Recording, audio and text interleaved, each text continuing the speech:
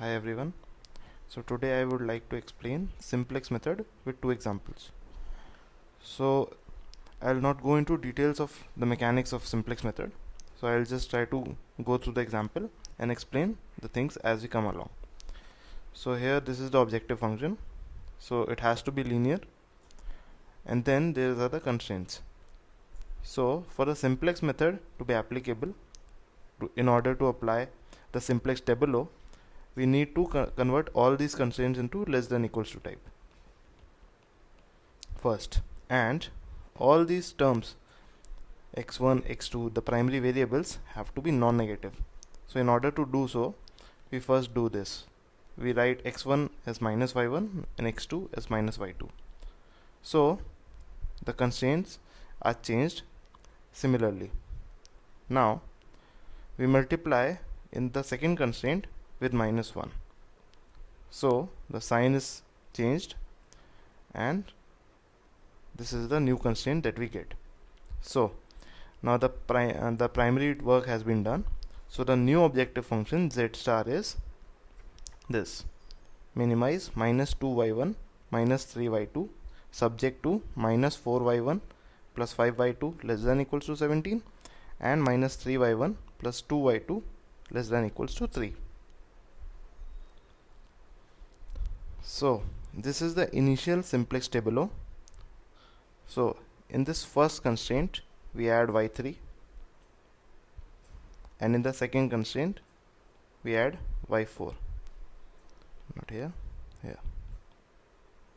So writing all these coefficients in this tabular manner. So the first constraint comes here. So this is minus 4y1 plus 5y2 plus y3 plus 0y4 equals to 17. Similarly, for the second constraint it becomes minus 3y1, 2y2, 0y3, 1y4 and 3 equals to 3. Now this is the coefficient matrix, coefficient row. This is actually the C transpose X. The Z star was written as C transpose Y. So this C transpose is nothing but this: minus 2 and minus 3 and plus 0y3 plus 0y4. So this is written here. The CB is the coefficient of the variable that we are writing here. So y3, the coefficient was 0, so we are writing 0 here. Similarly for y4 it was 0, so we are writing 0 here. Okay, so now since the initial tableau is done, so now we are to calculate this dou f by dou yk. So this is nothing but take this and subtract all these terms: minus 4 into 0 and minus 3 into 0. You subtract from minus 2, so you'll get minus 2. Similarly in the second term, so you subtract from minus 3 5 times 0 and 2 times 0, so you'll get minus 3. For y3 you'll get 0, for y4 you'll get 0. So in order to decide which will be the entry variable, we look at the most negative del f by del yk. So here the leaving variable will be minus 3. The entry variable will be y2 because it has the most negative del f by del yk. Now in order to decide which will be the leaving variable, we go to bj and we divide it from the corresponding term from the second row. So 17 by 5, this will be 17 by 5. Then 3 by 2, so this will be 3 by 2. And in order to decide which will be the leaving variable, we take the least positive. Here we have taken the most negative, and here we take the least positive. So now in the next tableau what will happen? Your y2 will enter the basis and y4 will be leaving the basis. So here you must have noticed that there was an identity matrix here. So now we again want to make an identity matrix, but with y3 and y2. So you'll get this identity matrix.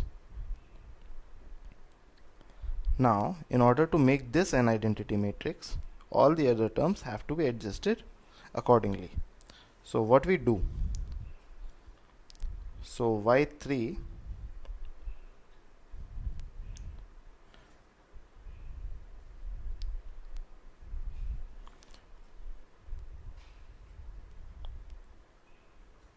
so now from here y3 was written. Then in order to convert this term y2 to 0, earlier it was 5, now we want it to be 0, and from the initial tableau, the last row containing y4, this row was having 2 here, so we wanted to convert from 2 to 1. So what we do, we write down this complete last row dividing by 2 in each of the terms. So this becomes minus 3 by 2, this becomes 1, this becomes 0, this becomes 1 by 2, and this becomes 3 by 2. Now earlier it was 5, now we want it to be 0. So what we do, we take the first row and then we subtract 5 times the second row from this. So R1 will be substituted by R1 minus 5 times R2 after the transformation. So after doing this, you'll be getting 7 by 2, 0, 1, minus 5 by 2, and 19 by 2. Now again calculating del f by del yk. So now what we'll get, minus 2, and now this time it will be multiplied by 0, 7 by 2, and this will be multiplied by minus 3. So minus 2 and then plus 9 by 2, minus 2 and plus 9 by 2, so you will get 13 by 2. Similarly, for the second term, you will be getting minus 3 times minus 3 minus 0 into 0 and 1 into minus 3. So you are getting 0 here, 0 here. So every time you will see, whenever there is the identity matrix, whichever is the basic variables here, they will have the corresponding zeros here. So now what we will do, for the y4 we are repeating the same thing. You will be getting 3 by 2. Now in all these terms we will be deciding the most negative. So this will be the most negative term. So the most negative term, the y1, has to be the entry variable. And now what we do, we go to bj, and then from bj we divide the corresponding term. 19 by 2 divided by 7 by 2 becomes 19 by 7.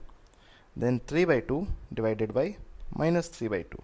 Whenever we are dividing by a negative term, we write it as infinity, so that we don't consider it as the replacement. So the least positive term is 19 by 7. So this means y3 goes out, y1 comes in. Now the third tableau, writing all these terms. So now what we want to do, earlier in the y2 term,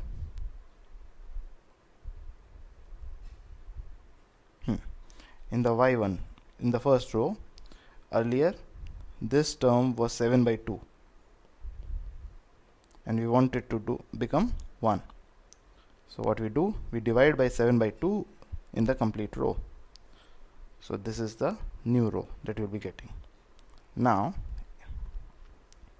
so the first transformation becomes, row 1 will be row 1 divided by 7 by 2. Now for the second row we will getting row 2 minus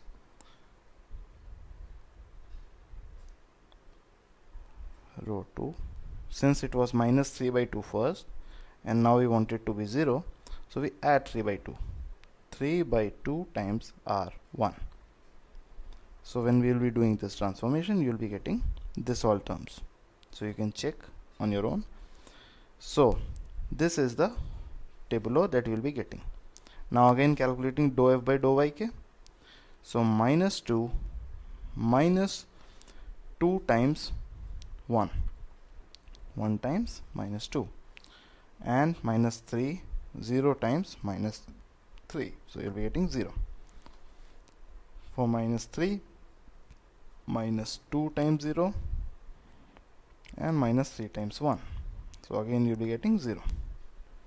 Similarly for y3 and y4 you will be getting 13 by 7 and minus 22 by 7. So now what happens? We want the most negative. So the most negative becomes minus 22 by 7. So now dividing this term bj by the corresponding column. So 19 by 7 divided by minus 5 by 7. Since it is being divided by a negative term, we write it as infinity. Now the second term is 39 by 7. Now dividing by minus 4 by 7. Again, since we are dividing by a negative term, so becomes infinity. So now what happens? We have an entry variable, but no leaving variable.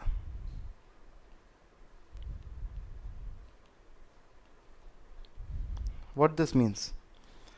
Also, we have to pay attention that all the terms del f by del yk are not non-negative. So if each of the terms of dou f by dou yk would have been either 0 or greater than equals to 0, then we would have assumed that we have reached a feasible the optimal point. But since all the terms are not this, we have a negative term here, so we have a term that can be used as an entry variable. But since both of the terms which are a candidate for leaving variables are having this theta term infinite, so we cannot decide which will be the entry variable, the exit variable. So in this case we can conclude that this has to be an unbounded problem. So whenever you have any of dou f by dou yk less than 0 and all thetas equals to infinity, then we can conclude that the problem is unbounded.